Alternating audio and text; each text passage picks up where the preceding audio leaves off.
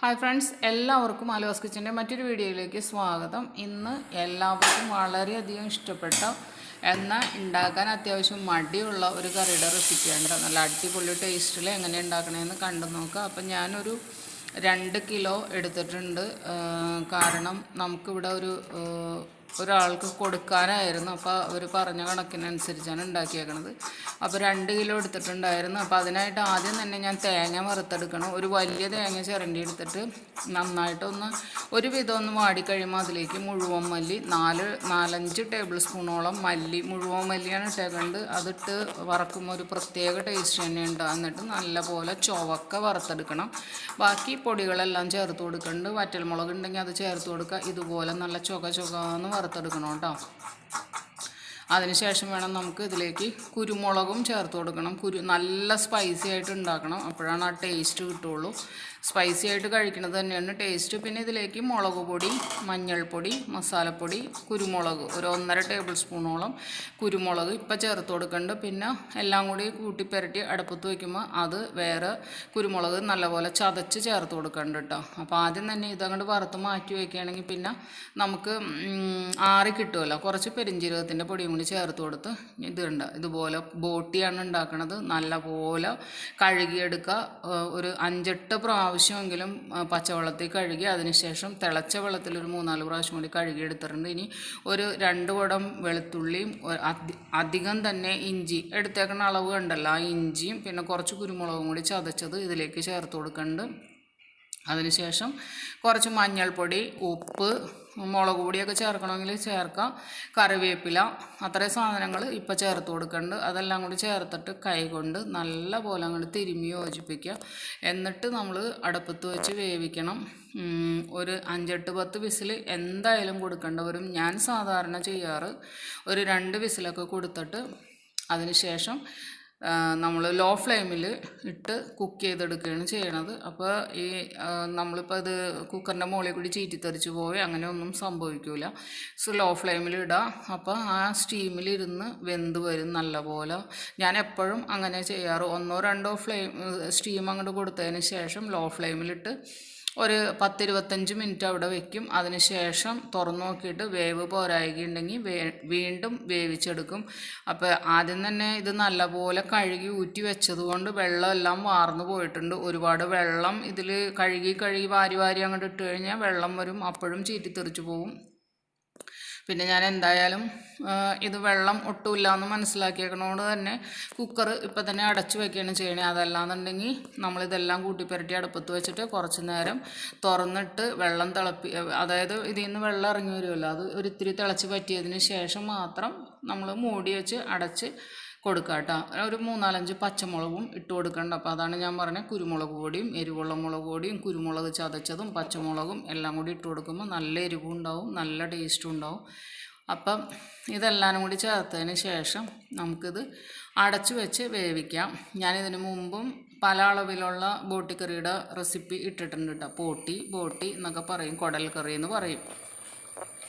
അപ്പോൾ ഇത് നല്ലപോലെ ഒന്ന് തിളച്ചിട്ടുണ്ട്. എനിക്കപ്പോൾ വെള്ളത്തിൻ്റെ അളവൊന്നറിയാൻ വേണ്ടിയാണ് ഒന്ന് തിളച്ചതിന് ശേഷം മാത്രം അടയ്ക്കണം. അപ്പോൾ വളരെ കുറച്ച് വെള്ളമുള്ളൂ, അത് വേവാൻ ആവശ്യമായ വെള്ളമുള്ളൂ.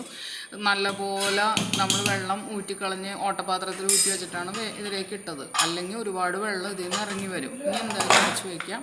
നല്ലപോലെ വെന്ത് വരട്ടെ. ഒരു 1/4 മണിക്കൂർ ഞാൻ ലോ ഫ്ലെയിമിൽ വെച്ചിട്ടുണ്ടായിരുന്നു. തുറന്ന് നോക്കിയപ്പോൾ നല്ലപോലെ വെന്തിരിപ്പുണ്ട്. ഒന്ന് ഇളക്കി നോക്കാം, വെള്ളം ഉണ്ടോയെന്ന് നോക്കാം. അല്ലെങ്കിൽ ഒരു ഗ്ലാസ് തിളച്ച വെള്ളം ഒഴിച്ചു കൊടുക്കാം. നമുക്കിനി ഇതിലേക്ക് കായ ഇടണം. അപ്പോൾ അതിൻ്റെ വേവും കൂടി കണക്കാക്കിയിട്ട് വേണം നമുക്ക് വെള്ളം ഒഴിച്ചു കൊടുക്കാനായിട്ട്. ഒരുപാട് ചാറായിട്ട് ഉണ്ടാക്കണത് അത്ര ടേസ്റ്റ് ഉണ്ടാവില്ല, പെരണ്ടിരിക്കുന്നതാണ് എപ്പോഴും നല്ലത്. അപ്പോൾ ഇതിൽ ആവശ്യത്തിന് വെള്ളമുണ്ട്. നമുക്കിനി അരപ്പിട്ടിട്ട് ആ മിക്സി ജാറൊന്ന് കഴുകി ഒഴിക്കണ വെള്ളം ആവശ്യമുള്ളൂ. ഉപ്പൊക്കെ നോക്കുക. വേവ് മസ്റ്റായിട്ടും വേവ് കറക്റ്റായിരിക്കണം, അല്ലെങ്കിൽ പിന്നെ കായ ഇട്ട് കഴിഞ്ഞാൽ പിന്നെ ഒരുപാട് നേരം നമുക്ക് അടിക്കാൻ പറ്റില്ല, കായ വെന്ത് കുഴഞ്ഞു പോകില്ലേ. അപ്പോൾ ഈ സമയത്ത് ഞാൻ 2 സവാള ഇട്ട് കൊടുക്കുന്നുണ്ട്. ഒരുപാട് സവാള ഒന്നും ചേർക്കണില്ല, 2 സവാള ചേർക്കണുള്ളൂ. പിന്നെ 3 കായാണ് ഏത്തക്കായ, നല്ല മൂത്ത ഏത്തക്കായ. ഏറ്റവും നല്ലത് പാളയംകുടങ്കായ പുഴുങ്ങി തൊലി കളഞ്ഞ് അരിഞ്ഞിടുന്നതാണ് ഏറ്റവും നല്ല ടേസ്റ്റും. പക്ഷെ ഞാനിപ്പോൾ ഇട്ടത് ഏത്തക്കായാണ്. അത് പാളയംകുടങ്കായ ഇട്ട് വെച്ചും ഞാൻ വീഡിയോ ഇട്ടിട്ടുണ്ട് കേട്ടോ. പാളയംകുടം കായ വാങ്ങിയിട്ട് പുഴുങ്ങി അതിൻ്റെ തൊണ്ട് കളഞ്ഞിട്ട് അരിഞ്ഞ് അരപ്പും ഇതും കൂടി ചേർത്ത് വയ്ക്കുമ്പോൾ നല്ല ടേസ്റ്റ് തന്നെയാണ്. ഇതും കുഴപ്പമൊന്നുമില്ല, ഞാനിപ്പോൾ പറഞ്ഞെന്നുള്ളൂ. 3 കായാണ് ഇതിലേക്ക് ചേർത്ത് കൊടുത്തത്, അല്ലെങ്കിൽ കായ ഒരുപാട് കൂടിപ്പോവും. വീട്ടാവശ്യത്തിന് എടുക്കാനാണെങ്കിൽ കുഴപ്പമില്ല. ഇതിപ്പോൾ നമുക്ക് വേറെ ആൾക്ക് കൊടുക്കാൻ വേണ്ടിയായിരുന്നു, അപ്പോൾ കായ കുറച്ച് ചേർത്തിട്ടുള്ളൂ. ഇനി എല്ലാം കൂടി നല്ലപോലെ മിക്സ് ചെയ്യുക. ഒറ്റ സ്റ്റീം കൊടുക്കുക കേട്ടോ. ഒരേ ഒരു സ്റ്റീം മതി. കായ അല്ലെങ്കിൽ വെന്ത് കുഴഞ്ഞു പോകും, അതുകൊണ്ടാണ് ഒരു സ്റ്റീം മതി എന്ന് പറയുന്നത്. അതായത് ഷൂന്ന് കേൾക്കുമ്പോൾ അങ്ങോട്ട് നിർത്തിയാൽ മതി, അപ്പോൾ കറക്റ്റായിരിക്കും വേവൊക്കെ.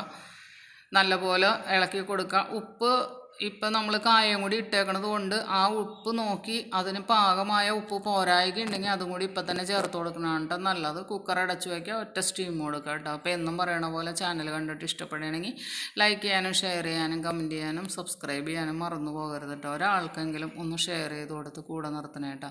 ഒരുപാട് വീഡിയോസ് അപ്ലോഡ് ചെയ്തിട്ടുണ്ട്, കാണാത്ത കൂട്ടുകാർ കണ്ടു നോക്കിയിട്ട് ഫീഡ്ബാക്ക് പറയണേ കേട്ടോ.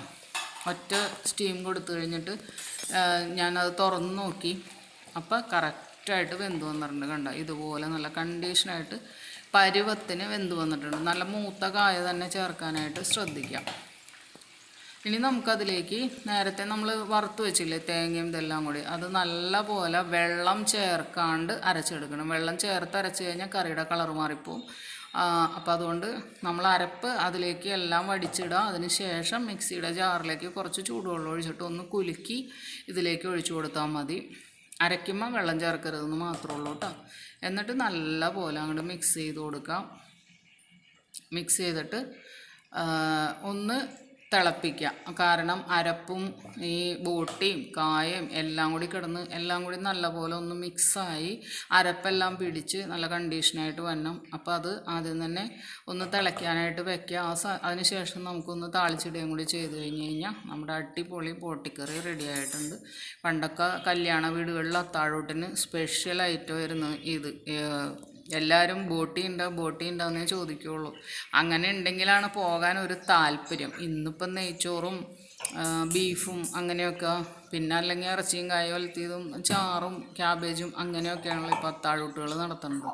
വല്ലപ്പോഴും വല്ല സ്ഥലത്തും ഒന്ന് ഇങ്ങനെ ബോട്ടിക്കറിയൊക്കെ ഉണ്ടെങ്കിലായി.